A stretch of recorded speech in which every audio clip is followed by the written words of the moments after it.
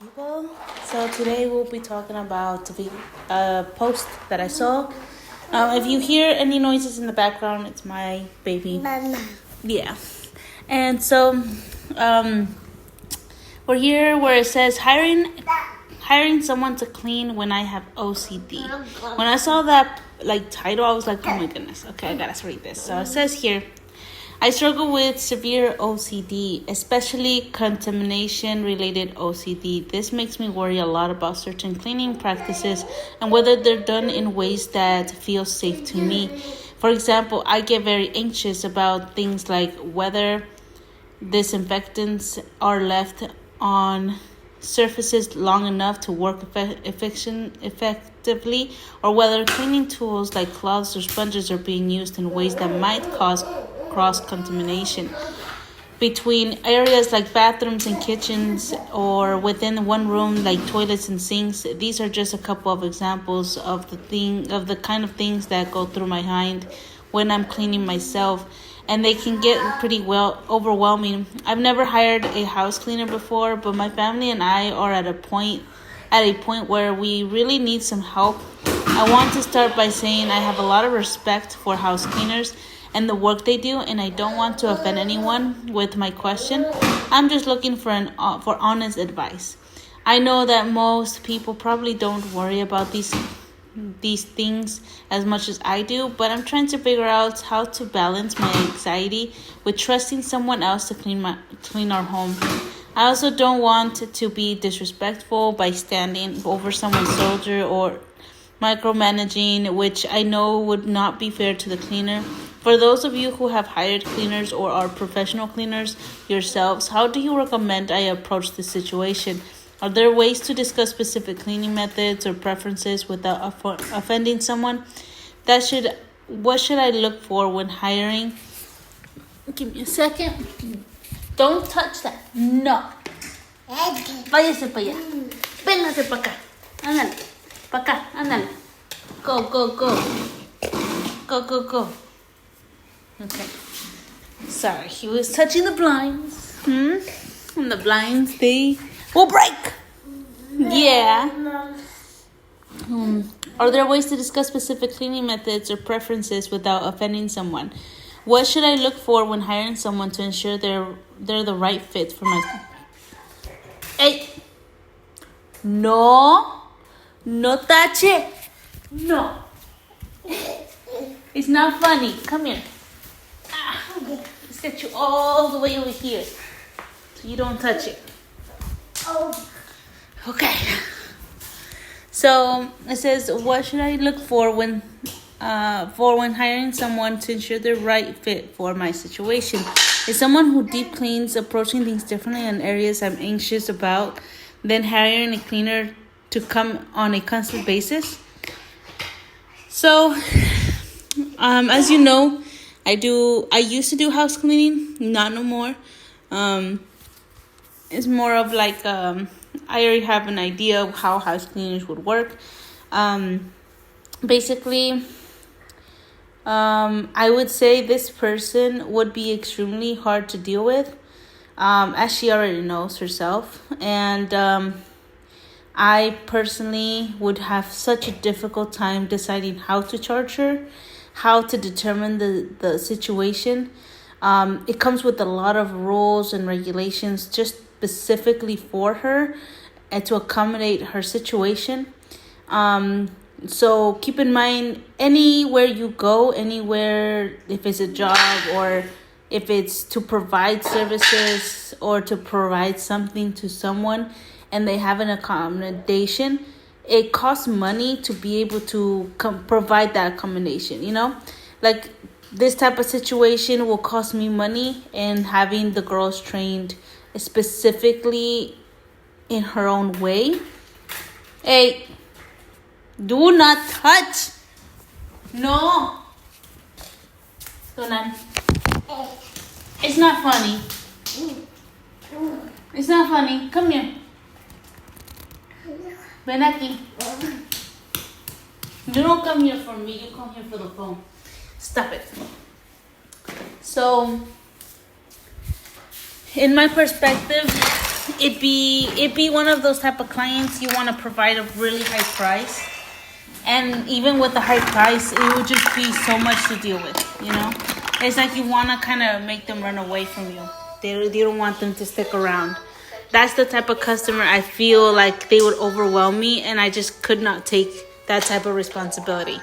Now, I feel like in her situation, if she really needs that extra help and she just cannot find herself to have the cleaner there, I think the next best option for her and her family is for them to just leave the home.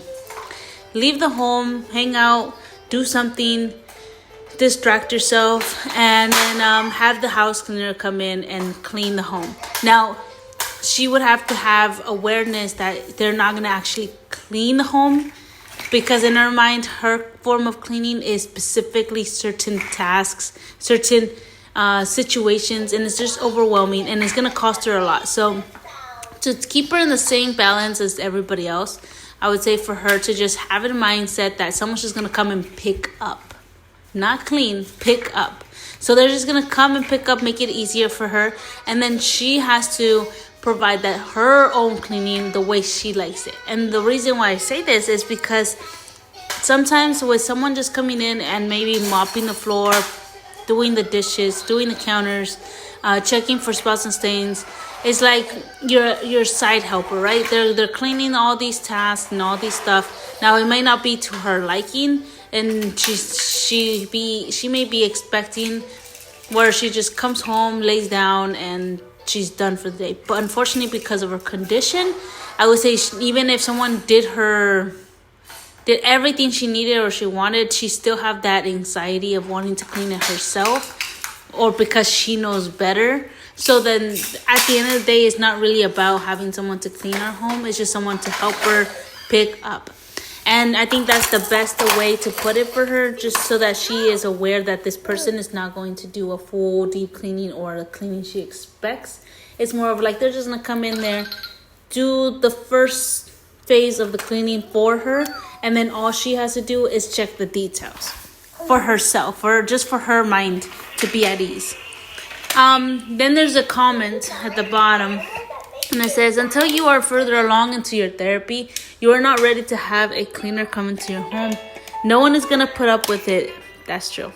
Especially when you let the intrusive thoughts win at 10 p.m. and start asking the cleaner if they let the disinfectant sit all 10 minutes, or if they only use the yellow rag in the whatever. I say this from a place of love, from dealing with clients that had OCD. You're not ready. That is true. That's what I'm trying to tell you. It's like nobody who does house cleaning is going to put up with it. And the thing is that majority of these house cleaners, they don't put that type of OCD effort into the cleaning. It's more like they come in there, they provide you a price to be able to be budget friendly. They do not want to overcharge you because they're going to do a whole ass deep cleaning every single time. So they try to provide a general price for everyone to be able to actually maintain a good cleaning, but also not be overly expensive. And because you're so used to doing all of that, they are not used to getting these type of customers. They're always specifically looking at all the details, And then it says here, I totally get that, but I would never ask or hover or micromanage. It's just not my personality at all. I am a people pleaser that would also have anxiety over hovering and would stay away. That's why I am asking these questions beforehand, because I really don't even have a full understanding of what house cleaners do aside from obvious. You're right, though. I do need to be further along in my therapy. I feel like she kind of took it into the wrong way, but the thing is, as house cleaners, customers will say that, but their actions will be different. A lot of customers will be like, no, it's just so easy. It's so quick. A quick wipe down. That is a lie. That is a full-on lie. These people lie. People lie all the time. And when they say they don't want to hover, they will hover. And then on the top of that, they will have resentment towards the cleaning service, because they're like, they don't do a lot and as what I expect them to do, and I'm paying this much. And it's like, Even if she asked for everything she asked for and they charged her pretty high price, they're just never going to be good enough for her. You know what I'm saying? At the end of the day, she just needs to acknowledge that, understand that, and proceed from there. And then it says here, I have managed the treated OCD. You need therapy. There is literally no way to approach this conversation that will help. The conversation itself is a compulsion. This post is a compulsion. Life doesn't have to be this hard. So this comment would trigger the person. Like, oh my goodness, you're telling me I have therapy. Yes. The thing is, therapy, when you talk about therapy, I truly believe therapy is all about just having a conversation with someone and who will just listen to you. That's what it is. That's the definition of therapy. It's just that the therapy idea, it just makes you feel like, oh, you're calling me crazy, or you're calling me out on something I feel very insecure about, right? Because every time you go to therapy, it's because you're talking about something that really affects you as a person. And I truly believe that in order for you to be able to maintain yourself good, not only do you talk about it in therapy, but you also express it outside of therapy to get further along. You talk to people, you express it, you tell them how you feel, and then after you do that, you kind of have to find a solution. Not just stick to the problem. Find a solution to what you're trying to achieve. Like, for example, this lady, she's trying to achieve house cleaning, but with her OCD, it's just not letting her. But in order for her to achieve that, she needs to decrease her standards. That's what it is. Her standards are way too high. And even though she says she doesn't want to micromanage, she will micromanage without her even thinking about it. And then this person says, coming from diagnosed OCD housekeeper that does not deal with contamination themes, but does need to do themes, I would never hire my own housekeeper. I know that there are things I would notice that someone else wouldn't, or things wouldn't be placed back exactly where I need them. I would let my mind run with, even if it looks clean, how do I know it really is? And I didn't clean this, so it isn't clean. Type of thoughts. Get therapy. It really does help, but there are just things I know really wouldn't have positive outcomes for me. Good luck.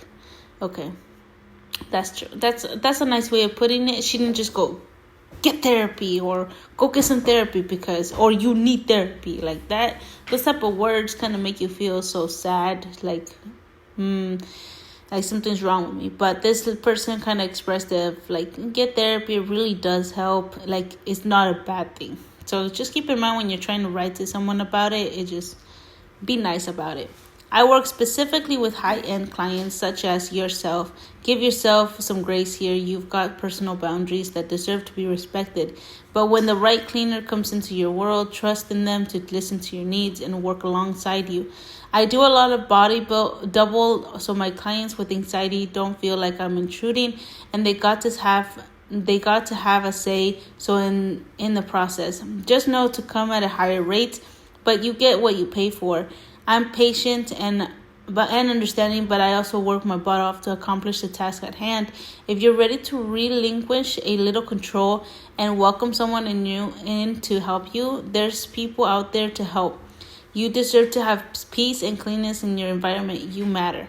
Oh, that's nice. See, that's a way of putting it. Now, while I was reading this, I was thinking about a customer who is paying like 2 hours to cleaners, right? And who was paying like $150. Now, this is in California, and in California it's expensive. Specifically about employees and expenses on just the government fees. So when it comes down to trying to charge a customer, you have to make sure you have good money left over in order for your business to run smoothly, not just nickels and dimes, right? What happened? So this customer, she does 2 hours, 2 cleaners, and the time that they went, she expressed that she wanted almost everything, right? Specific tasks, etc.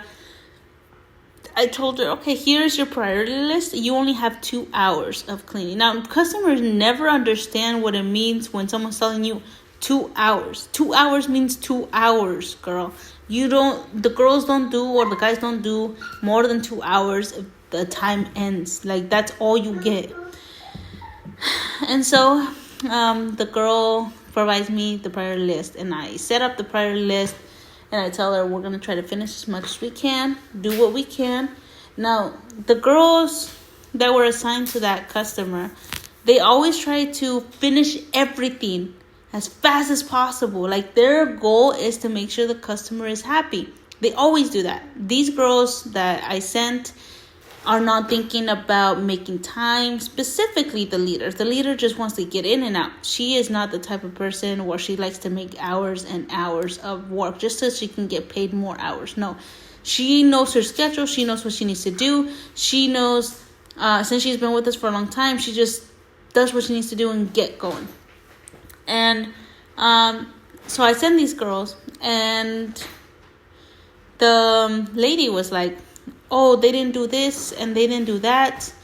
I would like them to do specifically this and that. And so I was like, oh, okay, thank you for letting me know. Communication is key. Then I tell the girls and I relate to them, like, hey, hey, the customer said that you guys didn't do this and didn't do that. I'm wondering if you guys did exactly the 2 hours, or you guys kind of overdid it or did less. Did you check your work? What's going on? And so they told me, yeah, we did what we could. We didn't have enough time to finish everything. But I think we did miss some of the tasks that we were supposed to do because we were in such a hurry. And I was like, okay. So then they go back, right? And they did everything the customer asked for in 2 hours, which was crazy. I told the girls, hey, no matter what the customer asks, you do only 2 hours. And I don't want you to fast pace this because the customer is very picky. I want you to really clean the home and do as much as you can, but do not try to fast pace it to finish everything. Just do what you can in 2 hours. And so the girls, I feel like they kind of fast paced it because they were so under pressure on wanting to make sure the customer's happy. So then they try to finish it, and they did finish it. And then the customer sends me videos of her with her finger going across certain things. And it shows that there's dust, right? But the girls only did 2 hours. Now, a lot of things that they missed was a lot of major dusting, which like the frames, maybe the staircase thing, a lot of those little details of dusting.